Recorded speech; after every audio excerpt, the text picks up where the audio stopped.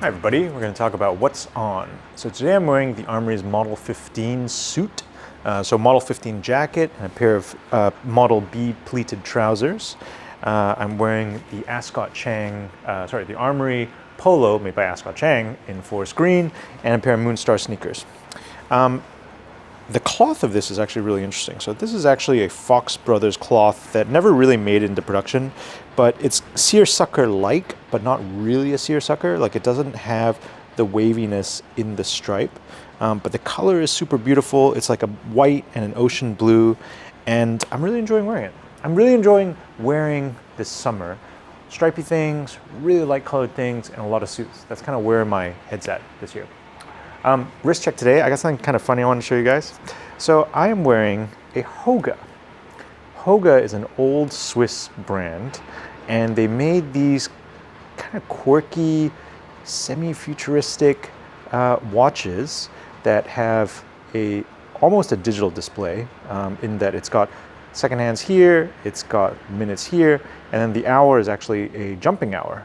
And it's a little reminiscent, I guess, of like a digital watch. I think that's why I think of it as a digital display. But what's kind of clever about it is this big strap actually obscures quite a big watch.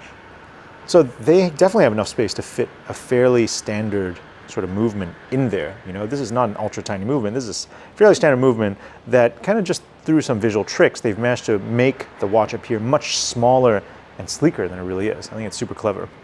I got turned on to this brand because my sister was telling me my father, who's passed away many years ago, my father apparently used to be really into these watches. And so I was like, oh, that's kind of cool. So I went on eBay and I searched it out. And you know, eBay is such a treasure trove of these things. And it was like 250 bucks. I actually bought two of them. I spent $500 and I got the black version and the white version, which is the white one's sitting in the drawer at home, but I hope to kind of refurbish that and get that up and running too. Okay. Why am I wearing this today?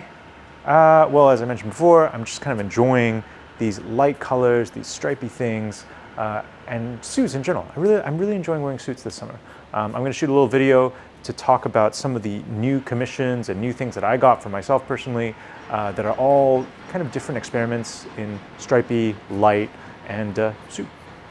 Now, I wanted to use this opportunity because it's been a little while since I've done an Armoury TV What's On episode.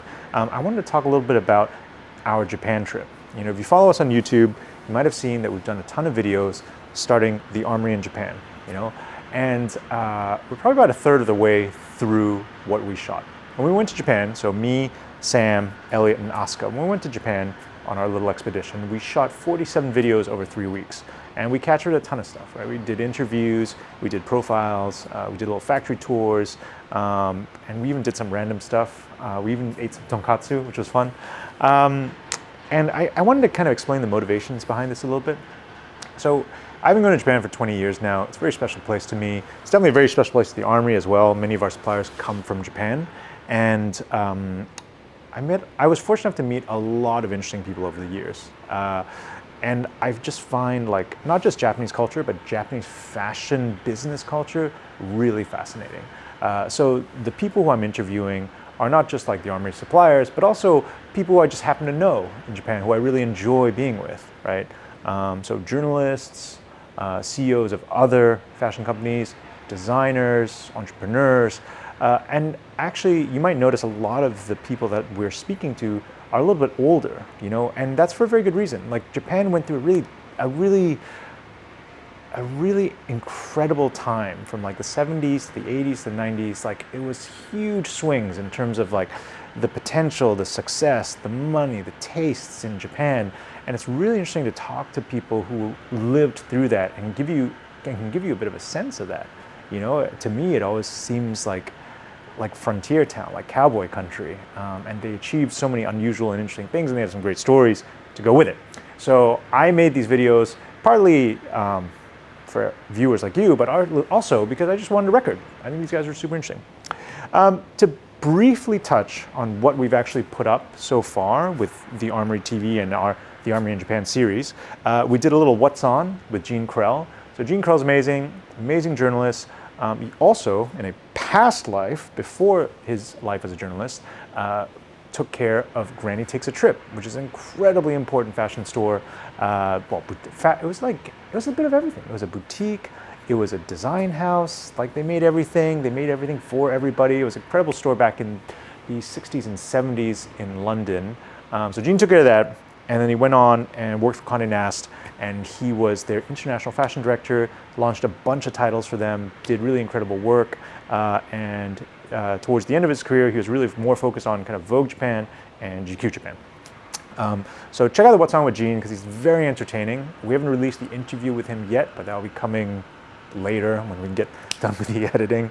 Other than Gene, we also spoke to Kenji Kaga, who's the proprietor of Your Tie Florence. So Your Tie, they do obviously neckties, but also many other accessories. And Kaga-san is very stylish, and it's really interesting to hear his own experiences about how he came up in the industry and who his influences were. After that, let's see, who else we got? Naoya Hida. So Hida-san talks about his new collection for 2022 and all the new watches that he's designed. And then also Yoshimi Hasegawa, incredible journalist, wrote 2 really, really important books on Italian bespoke tailoring and English bespoke tailoring. And if you have a chance, check out the books. Otherwise, the interview covers a lot too. And then we also had David Marks, writer of Amatora, of course, and just a very interesting man. David is actually launching a new book later this year about status and culture, and I think it'll be a really, really important book. So I highly recommend everyone read it when it finally comes out. I'm sure we'll feature it on the channel as well. Following that, Yohei Fukuda. Yohei Fukuda, of course, one of our great bespoke shoemakers. It was fun. It was really fun to talk to Yohei and really get a sense of like his life too. Because craftsman, you can tell from the way he grew up, he was sort of destined to be a craftsman. Like he does these things, and you're like, oh man, that's something only a craftsman would think of. So check that interview out. I really like that one too. And then also, finally, the latest one we released was, there's 2 more. After that, there was Yasuto Kamoshita. So Kamoshita-san was one of the founders of United Arrows. He worked as their creative director for a long time. Another man with amazing taste. And it's just cool because I think that Kamoshita-san influenced a lot of people, especially in Japan, into kind of this classic Italian, like soft tailoring, like color, but really with this Italian and French sensibility for like color. I think he's very important in the industry, and the things that he speaks about in the interview are really worth having listened to, so check that one out. And then finally, the latest thing we did in the Army in Japan series is Kinji Teramoto.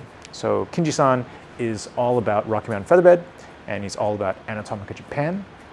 And these 2 brands are like cult classics, cult favorites in Japan. And actually, they've been growing their markets worldwide, and more people are recognizing just how important, how great what they make are. Kinji-san is very much about America and Americana, and also French, and actually before they even coined the term, French Ivy. And I think that one is also really worth your time, so check that one out as well. Whew, all right, that is, I think, about it.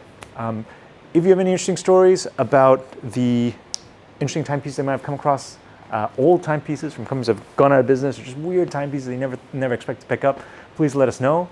Also, if you have any questions about the video content, especially about the Armoury in Japan video content, please feel free to leave a comment in the video below, because if I can answer it, I will definitely answer it. If I have to chase down and ask the interviewee a couple of follow-up questions just to find out for you, I'm more than happy to, because I think that series is really cool and I want to make the most of it. All right, that is it for now, for real. That is it for now.